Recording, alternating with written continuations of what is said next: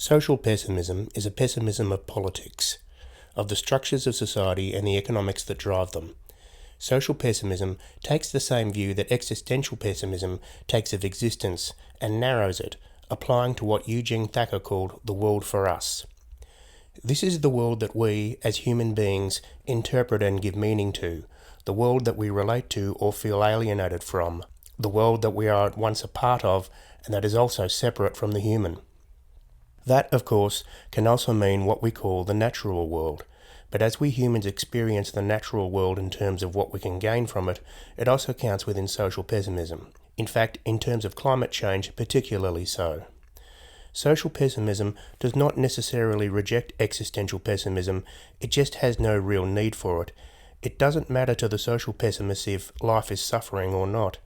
That is because the social pessimist is aware that the quality of our lives can and often is improved materially and otherwise, although this improvement is uneven and often unjust, which is part of the social pessimist criticism of society. But as for the larger existential questions of whether life itself can be said to be good or bad, social pessimism doesn't require it. It is a narrower focus. Essentially, social pessimism is the recognition that human society has been, from the very start, based on stratification, inequality, and on a dominant-submissive relationship, and that these unequal relations are inevitably part of any human society, from small-scale clan structures to, and in particular, large-scale civilizations. This means that even though we can imagine political freedom, we cannot realise this. What this does is set up a conflicting duality between reality and possibility, through which humans have, for centuries, imagined political freedom in various ways, and have often fought to achieve it, only for it to not only not be achieved, but very often made societies worse, or simply swap one set of bastards for another, and this has happened enough time in history for it to count as, at least, an historical fact. One of the issues with existential pessimism is that, if this is the worst of all possible worlds, what would constitute the best, or at least better? A world in which pain, disease, death and so on does not exist is of course complete fantasy, despite our current post-humanists arguing that such a world can be made, which just puts them in the same bin as all the other social optimists, and often hard to even imagine. A world for us that is fair, equal and unexploitative, however, is easier to imagine. Or rather it was. In recent decades it's become harder and harder to imagine a world without exploitation and inequality, which shows why social pessimism is a much easier option these days. In fact, many people are probably already social pessimists, or very close to it. A bit of a bold claim, but there are many people who realise just how shit our current societies around the world are, and how the shitness of those societies does not allow for less shit alternatives to be realised, but who for various reasons wouldn't want to completely abandon all hope for change or progress. It's not the business of the social pessimist to somehow prove these people wrong, since the social pessimist doesn't have to. The social pessimist knows that all you have to do is just wait a bit for things to get worse, which would make our argument 100 times more convincing than mere words.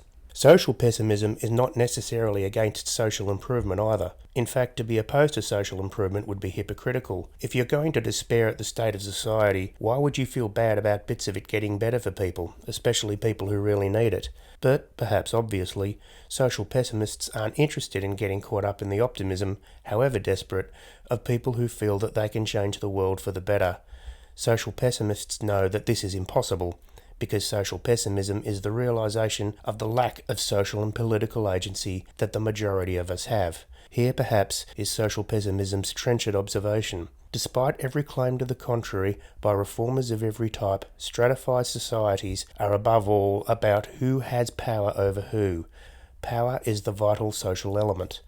There's not a society anywhere in the world that does not rely on coercion of some kind. When a society is stripped of all its cooperative elements, such as the rule of law, all that there is left is who has the power to enforce their power on others.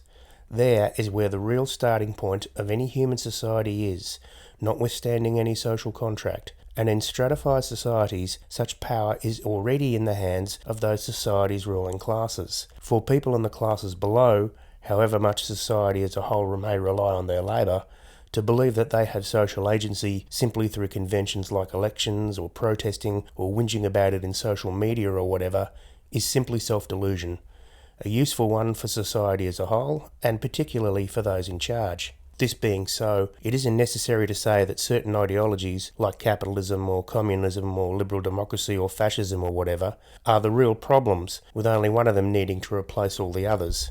Because again, history bears out that regardless of what the ism is, the basic social structure is stratification, the social economic pyramid, with the richest and most powerful on top and pretty much everyone else below, barring a few tiers of experts and armed men.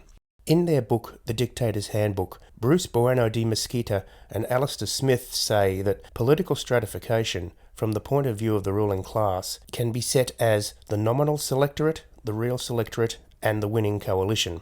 Fundamentally, the nominal selectorate is the pool of potential support for a leader. The real selectorate includes those whose support is truly influential, and the winning coalition extends only to those essential supporters without whom the leader would be finished. A simple way to think of these groups is interchangeables, influentials, and essentials. Certainly, this lens is more valid for individuals who wish to be dictators. But as De Mesquita and Smith point out, this basic structure is present in every society, however ostensibly democratic and transparent. This being so, it's easier to see that in fact the great majority of people, we the interchangeables, have no real agency in any kind of society outside of our value for the ruling classes in however they see it, which means of course a great many people are access to value, unneeded, and they are a pool of humanity that is worldwide and growing. Power abhors a void, and whenever there is a political void, power fills it. Times of social chaos are perfect for those already equipped with both the desire and the means to seize power, armed groups ranging from criminal gangs to national armies. When populations protest against their lot and the balance of power becomes unstable, it is always those with the greatest amount of force who stabilise the social structures, which is why revolutions are bad ideas, because they always end up with the biggest and most ambitious bastards in charge. History again. So the ideologies, the ethnic groups, the identities, the intentions, all of these things are absolutely meaningless when it comes to social power, because it doesn't matter who the biggest bastard is, whether the whitest, malest, heteroist of white hetero men, or the most differently abled trans woman of colour.